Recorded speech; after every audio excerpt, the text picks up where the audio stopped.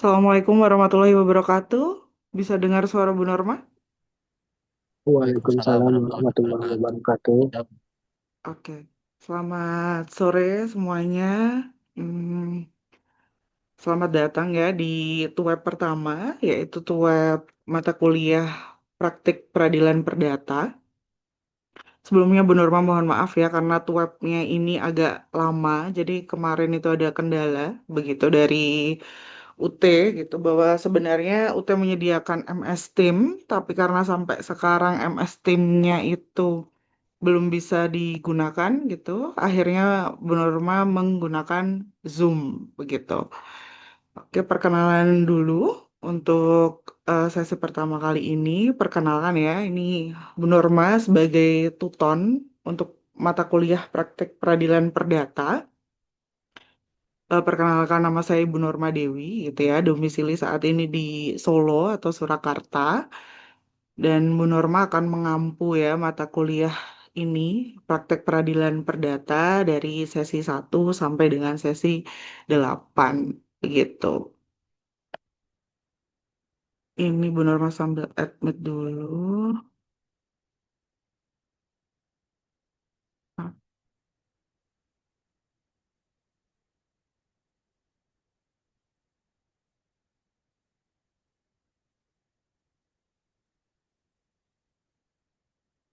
Oke.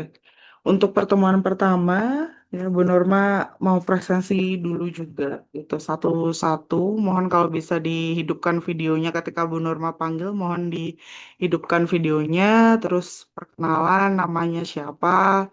Terus saat ini domisili di mana. Terus saat ini fresh graduate atau bekerja di mana, begitu. Bu Norma sekalian presensi. Yang pertama adalah Alberto Enatun. Siap, selamat sore Bu, izin. Ya, selamat sore. Izin Bu, perkenalkan nama Alberto Napanatun. Saya dari Hmm. PWJ Kupang Bu, NTT. Oh, dari Kupang ya, Pak. Jauh. Saat ini Ya. bekerja sebagai apa, Bapak? Atau di mana? Saya kerja di kantor Sabanda dan Otoritas Pelabuhan. Oh, di Otoritas Pelabuhan. Oke, salam kenal Bapak Alberto. Ya, terima kasih Bu. Ya. Yang kedua adalah Alvin Basari. Alvin Basari. Ada Alvin Basari. Oke, kita skip dulu. Ariel Johannes Nale. Ariel Johannes Nale.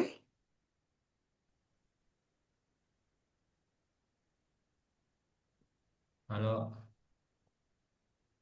perkenalkan nama saya Ariel Johannes Nale, asal dari Nusa Tenggara Timur, Pulau Oh, Rote. masih. Oke, Nusa Tenggara Timur. Fresh graduate atau sudah bekerja? Baru tamat SMA, Oh, tamat belum SMA bekerja. langsung. Oke, langsung Ya, kuliah ya. Ini berarti praktek peradilan perdata ya. ini semester berapa ya? Mata kuliah Maksudnya semester saya berapa? tidak bekerja. Oh, tidak Saya tahu. tidak bekerja, saya hanya kuliah. Oh, siap. Ini Salam kenal. masuk semester akhir 8. Ya. Oh, semester 8. Berarti berbarengan dengan tugas akhir atau skripsi ya? Iya, Oh, oke. artikel. Oke ya. Salam kenal ya untuk Iya, sama Alvin kenal. ya. Untuk selanjutnya adalah Eliana. Eliana. Selamat sore Ibu, maaf sayanya nggak bisa on cam soalnya lagi di tempat Oke. kerja. Oke. Silahkan perkenalan Mbak Eliana dari mana? Perkenalkan Ibu, saya Liana, asal dari Karawang, udah nempuh semester 6. Oke, semester 6 ini ya. Oh, beda-beda ya berarti ya. Ada yang semester 8, ada yang semester 6 ya. Oke. Oke, Iya. salam kenal ya kepada Mbak Eliana. Selanjutnya Hasnan Ari Ashar.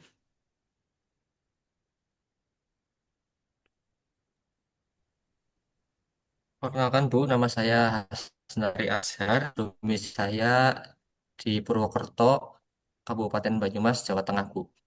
Oke. Saat ini bekerja atau fresh graduate? Saya saat ini bekerja di Pertani, Bu, di Divisi Komersial Hasil Hutan Bukan Kayu, Jawa Oh, Tengah. oh, oke. Salam kenal ya untuk Hasnan Ari Ya, Ashar begitu. Selanjutnya Inyoman Aryadi.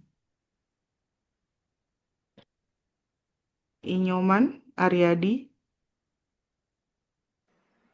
Ya, selamat sore. Salam kenal. Oke. Mohon maaf, saya lagi di tempat kerja. Makanya Oke. saya lagi, ya, Oke, saat ini bekerja di mana? saya bekerja di kantor Badan Pertanahan Nasional, Domisili? domisili Badung, Oh, Bandung. Denpasar. Oh, Denpasar. Oh, Badung, Denpasar ya. Oke. Ya, Salam kenal gitu. ya, salam kenal. Oke, selanjutnya Muhammad Ilham. Muhammad Ilham. Eh, Assalamualaikum Halo, warahmatullahi wabarakatuh. Waalaikumsalam warahmatullahi wabarakatuh. Izin memperkenalkan diri, Ibu. Nama saya Muhammad Ilham dari UPBJJ Bogor. Saat ini saya tinggal di Sukabumi. Untuk keseharian saya bekerja di salah satu toko swasta yang ada di Sukabumi, Ibu.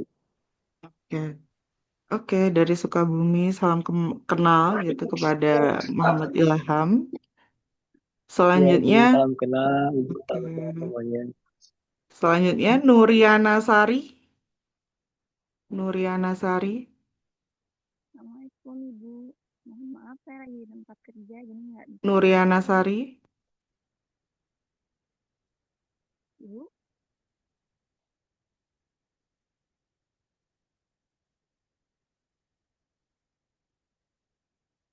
Assalamualaikum. Waalaikumsalam. Suaranya kecil sekali. Ya, saya masih di tempat kerja Ibu. Oh, baru Perkenalkan, tempat kerja. Oke. saya ya, Berliana Sari dari UPBBJ Pangkal Pinang, Kepulauan Bangka Belitung. Oke, dari Pangkal Pinang ya, benar ya? Mas suaranya kecil. Oke, salam kenal untuk Nuriana Sari. Selanjutnya Revalina. Revalina. Hadir Ibu, maaf tidak Ya, bisa on cam karena masih di tempat kerja. oke. Iya, Oke, dari mana? Assalamualaikum. Aku dari Cirebon Ibu. Ke Cirebon. Saat ini Iya, bekerja sebagai atau di mana? bekerja di KAI Service, bagian produksi makanan untuk kereta. Oh, oke, service. Oke, salam kenal untuk Revalina Iya, ya. iya salam kenal Bu dan untuk semuanya. Terima kasih. Oke, selanjutnya Virginia Chenilsa. Ini gimana ini bacanya ini? Virginia.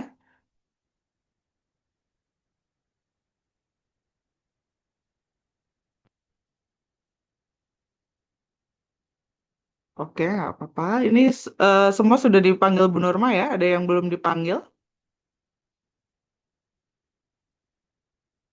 Oke, sudah semua. Halo Bu, Ini sudah semua Bu Nurma panggil ya? Ada yang merasa maaf Bu, belum? tadi saya trouble perangkatnya. Oh iya, silahkan atas nama. Alvin Basari Bu, dari Oh, Alvin. UPBJJ Jakarta. Oh, PP Jakarta. Saat ini bekerja atau fresh graduate? Bekerja Bu, Di di mana? Motorindo. Oh, Motorindo. Oke, salam kenal ya. Salam kenal untuk semua ya, mahasiswa-mahasiswi di kelas praktik peradilan perdata ya. Ini sangat menarik ya dengan background kota yang berbeda-beda gitu. Dari timur ada, dari Bali ada, dari Jawa Tengah, dari Bogor, gitu, dari Jawa Barat, begitu, bermacam-macam wilayah gitu ya, yang akhirnya bertemu di kuliah online gitu ya hari ini atau tuh web hari ini. Jadi hari ini Bu Norma menyampaikan gitu ya sekilas terkait dengan materi yang pertama, yaitu tentang surat kuasa yang sebelumnya sudah pernah kalian kerjakan tugasnya begitu. Untuk sesi 3 mungkin hari ini nanti Bu Norma selesaikan penilaiannya begitu. Untuk kalau ada revisi bisa segera direvisi. Oke, terkait dengan teknik menyusun surat kuasa. Jadi, seperti kita tahu atau sebelumnya ini mahasiswa-mahasiswa sudah lulus ya. Sebelumnya ada mata kuliah peradilan perdata gitu. Tapi di sini adalah ada prakteknya, di mana membuat surat kuasa, gugatan, jawaban gugatan, nanti sampai akhir begitu ada putusan begitu. Jadi nanti gitu ya, soalnya itu biasanya sama gitu dan saling berhubungan sehingga ketika membuat satu dokumen dari surat kuasa sampai nanti gugatan, jawaban gugatan dan sampai akhir gitu ya, kesimpulan, putusan itu harus, selaras begitu, konsisten dari tugas pertama sampai tugas, akhir. Nah, di sini dimulai dari hal pertama dulu, yaitu terkait dengan surat kuasa. Jadi surat kuasa yang kita kenal begitu ada dua. Jadi ada surat kuasa khusus dan surat kuasa umum.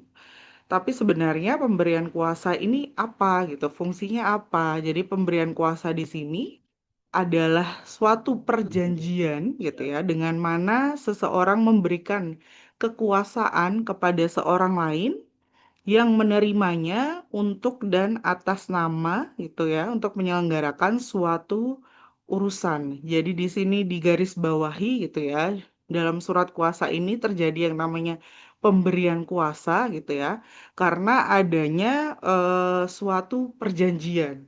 Sebelumnya pasti sudah pernah belajar ya terkait dengan perjanjian itu apa gitu. Jadi perjanjian di sini biasanya adalah memenuhi gitu ya, 4 unsur syarat sahnya perjanjian. Ada yang tahu syarat sahnya perjanjian mungkin? Masih ingat? Ada yang masih ingat terkait dengan disebut perjanjian itu syarat sahnya apa gitu? Ada 4 biasanya. Ada yang tahu?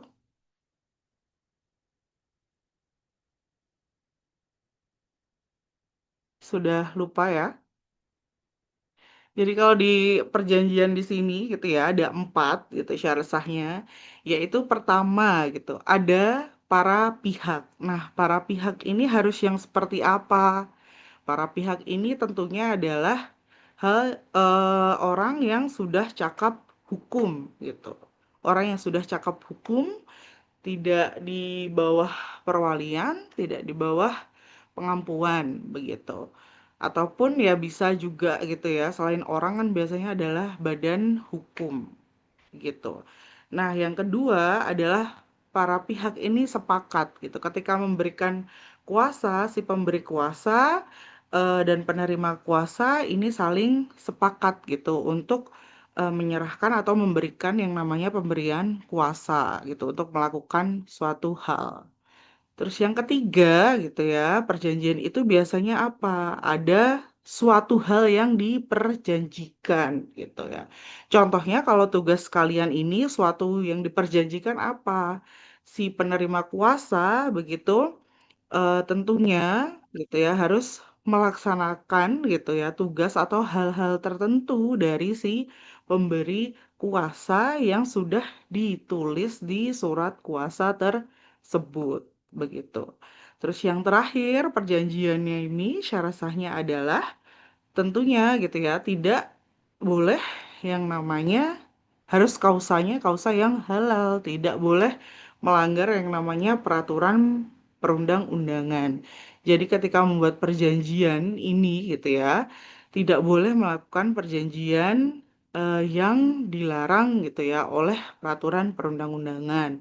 Contoh gitu ya, mungkin memberikan kuasa kepada seseorang gitu ya untuk mengambil barang yang ternyata barangnya adalah barang ilegal begitu. Itu tentunya tidak boleh. Jadi itu gitu ya 4 hal yang dimana syarat yang menjadi syarat sahnya perjanjian.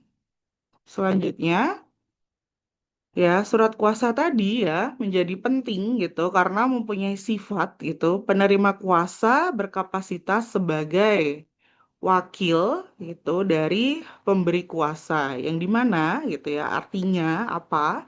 Artinya penerima kuasa gitu mempunyai hak gitu yang memberikan kewenangan bertindak untuk dan atas nama pemberi kuasa atau full power gitu ya. Di sini punya power karena ada pemindahan kekuasaan gitu ya, kuasa dari si pemberi kuasa kepada si penerima kuasa begitu.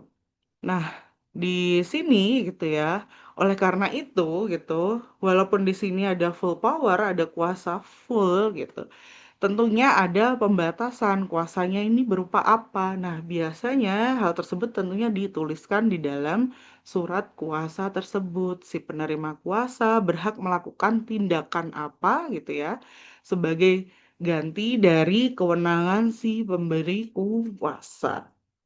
Selanjutnya adalah pemberian kuasa bersifat konsensual gitu atau consensually overcomes. Konsensual, ada yang tahu konsensual itu apa? Atau konsensus itu berarti apa? Ada yang tahu konsensus itu apa? Atau konsensual? Pernah dengar? Konsensus berarti kesepakatan para pihak, Bu. Ya, betul. Berarti para pihak itu tadi apa? Harus sepakat, konsensus, sepakat gitu. Jadi ketika membuat kuasa tadi gitu ya, tidak karena adanya penipuan atau di bawah tekanan begitu. Terus yang terakhir, pemberian kuasa bersifat garansi kontrak gitu. Jadi di situ ada ya kontraknya jelas, berlaku untuk apa, kepada atas nama siapa gitu. Dan hak kewajibannya ada tertulis di dalam surat kuasa. Nah, surat kuasa tadi kan ada dua ya, ada surat kuasa umum, ada surat kuasa khusus begitu.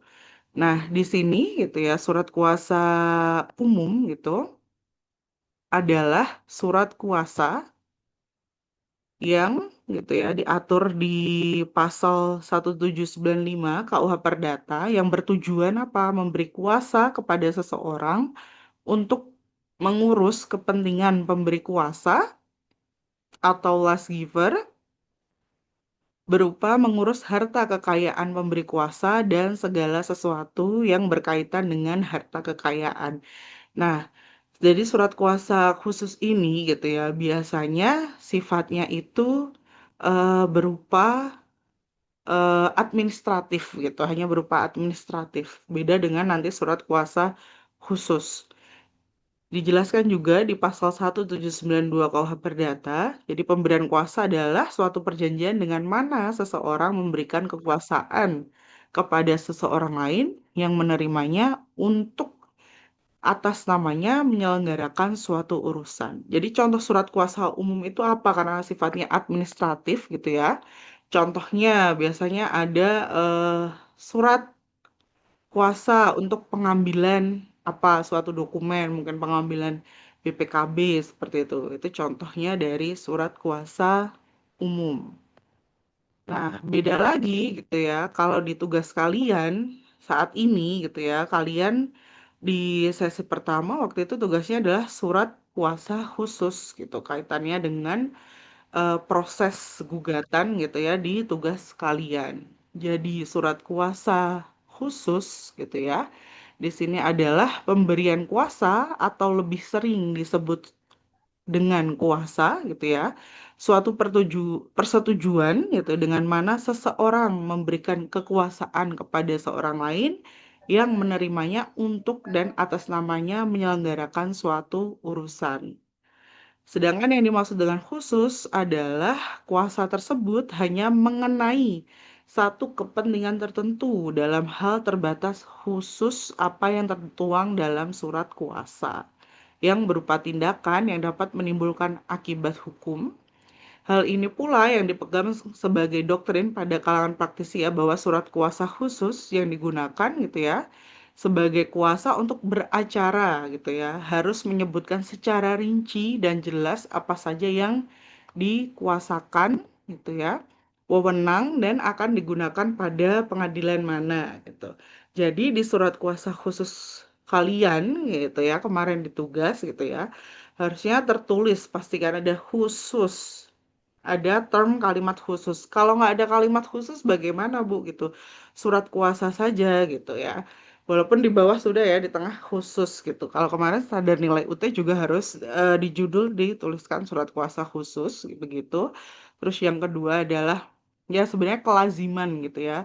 Harus tertulis dengan kalimat khusus sendiri. Walaupun nanti gitu ya di surat tersebut gitu diisi apa saja gitu ya kekuasaan yang diberikan kepada si penerima kuasa. Nah, selanjutnya gitu ya, ada surat kuasa substitusi. Ini sebelumnya sebenarnya tertulis di dalam surat kuasa khusus kalian juga yang harus wajib tertulis yaitu tentang kuasa atau memberikan substitusi gitu ya. Jadi surat kuasa istimewa gitu dalam prakteknya dikenal dengan surat kuasa substitusi. Ada hak yang dapat dimasukkan dalam pemberian kuasa yaitu hak substitusi. Jadi pada intinya hak substitusi memberikan hak bagi penerima kuasa untuk menunjuk pihak lain untuk bertindak sebagai penggantinya. Makanya tugas kemarin ya di surat kuasa khusus yang belum ada tulisan mengenai adanya hak substitusi dan retensi, Bu Norma komentari gitu. Karena fungsinya hak substitusi itu apa? Seumpama kuasa hukumnya hanya satu ya di situ ya tertulis di situ gitu. Terus suatu hari ternyata kuasa hukum tersebut berhalangan gitu ya, tidak bisa hadir gitu atau di hari H gitu persidangan, ada hak tadi di advokat sebagai penerima kuasa memberikan surat kuasa substitusi gitu ya sebagai pengganti di kegiatan pengadilan tersebut kepada advokat lain gitu. Makanya oleh karena itu gitu ya di surat kuasa khusus gitu lebih baik ditulis begitu bahwa ada hak substitusi dan hak retensi yang kemarin itu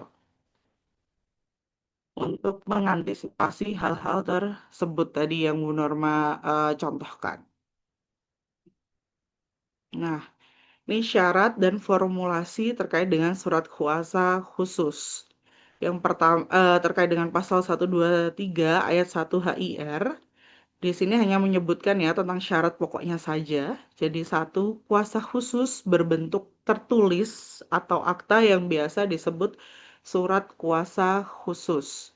Dua, berisi pernyataan kuasa dari pemberi kuasa yang berisikan formulasi memberikan kuasa kepada seseorang untuk mewakili pemberi kuasa menghadap di pengadilan gitu. Ada nggak sih perkara di pengadilan itu boleh nggak pakai tanpa pakai apa advokat gitu atau kuasa hukum ada nggak? Boleh nggak? Ada nggak sidang yang boleh gitu tanpa kuasa hukum atau apakah semua persidangan di pengadilan itu wajib memakai kuasa hukum? Ada yang tahu?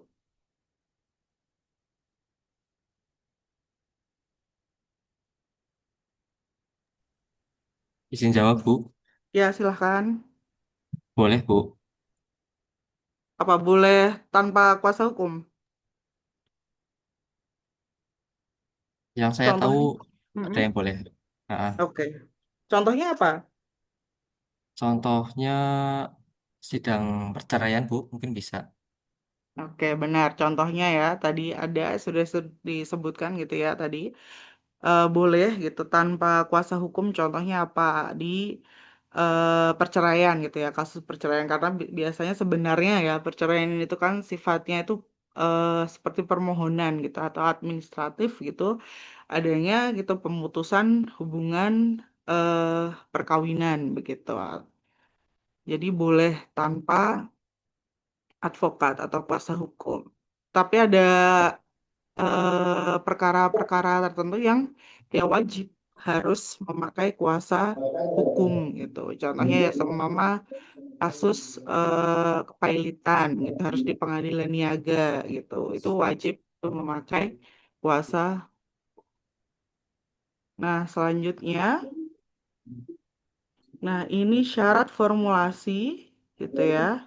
Surat kuasa khusus, maaf, yang harus tertulis itu ada poin-poinnya gitu. Jadi langsung Bu Norma lompatin saja karena nggak 10 menitan.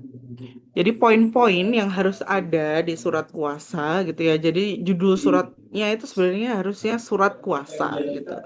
Tetapi di standar UT harus ada gitu ya tulisan surat kuasa khusus gitu. Terus kedua, identitas pemberi kuasa gitu itu harus jelas. Jadi ada minimal namanya siapa, umur, pekerjaan, alamat itu harus lengkap. Ini menurut saudara-saudara gitu ya, mengapa harus ditulis gitu ya? Identitas itu termasuk sampai alamat kira-kira kenapa?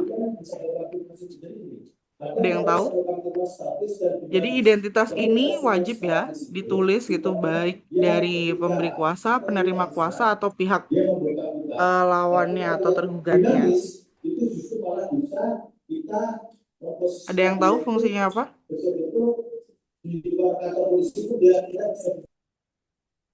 Ada alamat ini.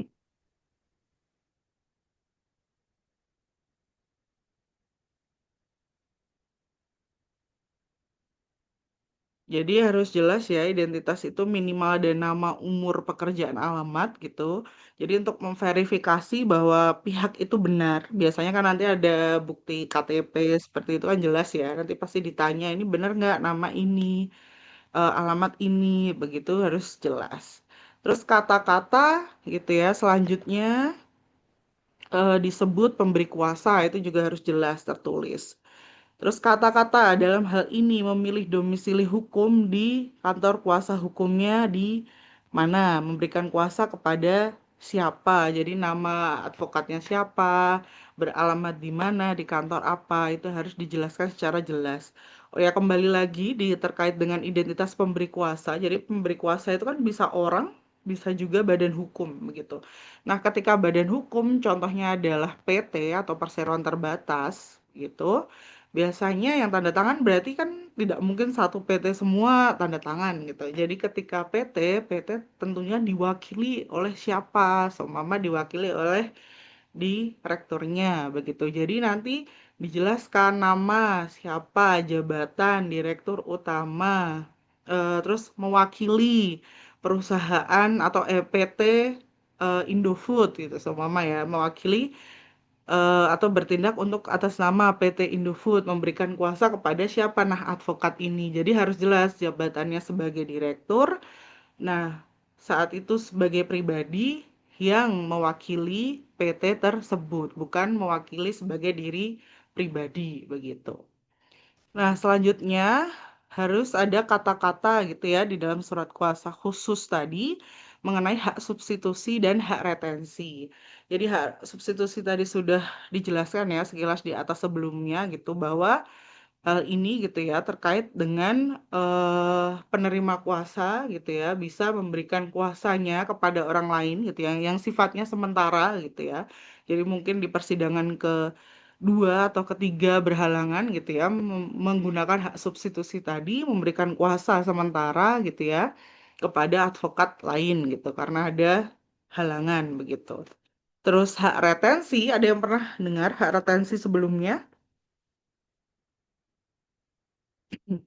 Jadi hak retensi ini gitu ya adalah hak gitu yang hak dari advokat gitu untuk menahan dokumen dari si klien gitu. Ini kaitannya dengan apa? Kaitannya dengan untuk memastikan gitu ya hak-hak dari si penerima kuasa atau advokat tadi untuk mendapatkan hak-haknya kaitannya dengan fee-nya tadi gitu.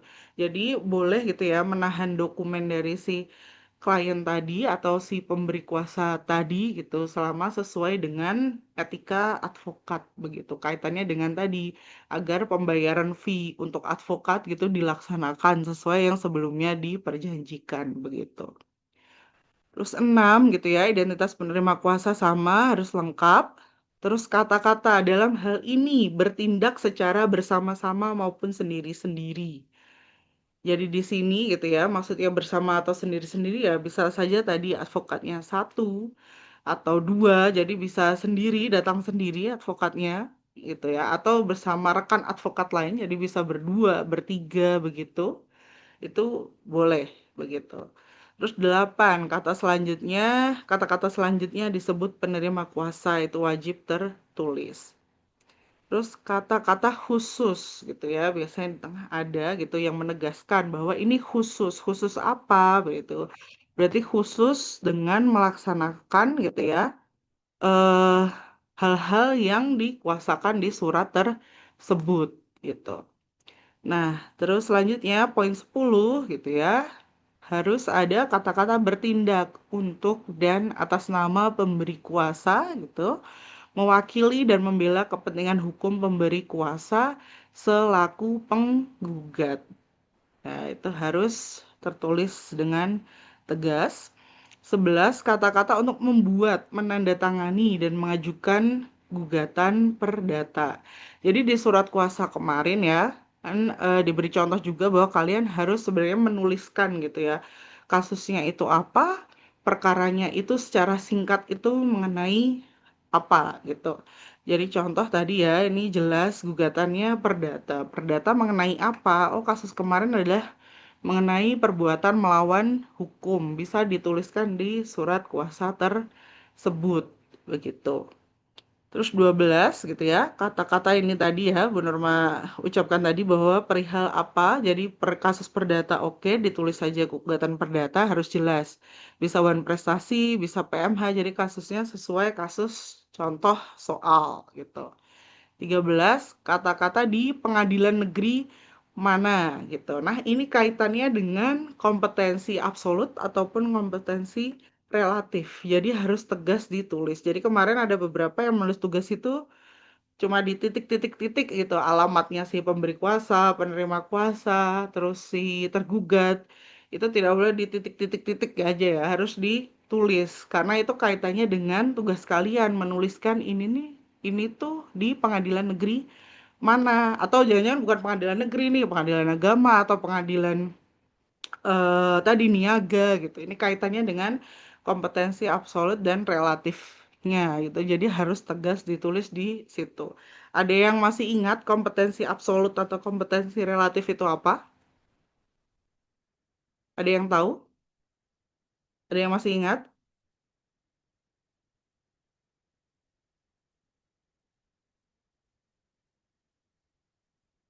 Oke, jadi sepertinya sudah agak lupa ya. Jadi kompetensi relatif ini gitu ya, kaitannya dengan pengadilan mana gitu ya. Pengadilan mana yang eh, berwenang begitu. Pengadilan mana yang berwenang gitu, dalam artian yang berwenang apa? Wilayahnya ya. Kalau relatif itu masih wilayahnya. Jadi kemarin kalau eh, mahasiswa di sini menulis pemberi kuasa gitu ya, alamat di Makassar gitu. Terus tergugatnya mana? Oh iya, sama-sama di Makassar. Oh, berarti pengadilan negerinya di mana? Pengadilan negeri Makassar begitu. Karena sesuai dengan alamat dari si tergugat. Jadi itu fungsinya, salah satu fungsi juga gitu, di mana harus tertulis tegas gitu ya. Alamat si pemberi kuasa di mana, si penerima kuasa di mana, dan si tergugat di mana. Itu harus tertulis jelas karena kaitannya dengan kompetensi relatif tadi. Wilayahnya di mana gitu, di Karanganyar atau di Pengadilan Negeri Surakarta gitu. Itu kaitannya dengan kompetensi relatif tadi. Nah, selain ada kompetensi relatif, ada kompetensi absolut. Kompetensi absolut di sini maksudnya adalah kewenangan gitu ya dari di sini yang berhak mengadili itu peradilan apa gitu.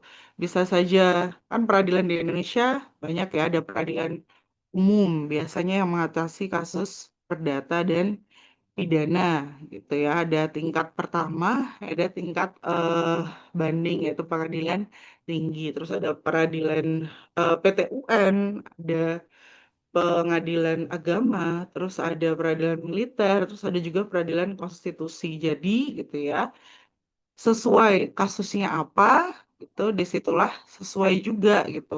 Kita boleh mengajukan di pengadilan mana dari kasus gitu dan tadi kalau kompetensi relatif dari wilayahnya ada di mana gitu. Karena jangan sampai gitu ya nanti karena kurang teliti gitu ya ditolak permohonan gugatannya begitu. Jadi tadi fungsi alamat gitu ya dan kasus kasus kalau PMH jelas ya di pengadilan negeri itu kaitannya kompetensi absolut dan relatif itu tergantung tadi gitu jadi harap diperhatikan dengan baik gitu terkait kompetensi-kompetensi tersebut selanjutnya oke poin selanjutnya kata-kata ini terhadap tergugatnya siapa? Tergugatnya harus ditulis dengan jelas juga ya, tadi ya, minimal nama, umur, pekerjaan, dan alamat. Terus selanjutnya adalah kata-kata umum. Kata-kata umum di sini maksudnya adalah yang menjadi wewenang dari si penerima kuasa. Ini harus jelas tertulis gitu ya, tugasnya apa, menghadap di pengadilan negeri, untuk membuat apa, begitu harus jelas. Terus kata-kata penutup gitu ya. Selanjutnya tempat dan tanggal ditandatangani. Jadi sama Makassar 8 Mei 2026 gitu. Terus ada tanda tangan tadi pemberi kuasa dan penerima kuasa. Terus ada juga materai ya yang saat ini bernilai Rp10.000 gitu. Dijelas gitu ya materainya ada di nama pemberi kuasa. Itu gitu ya poin-poin minimal dari surat kuasa khusus gitu yang tugasnya sudah kalian buat begitu untuk mungkin gitu ya mahasiswa-mahasiswa gitu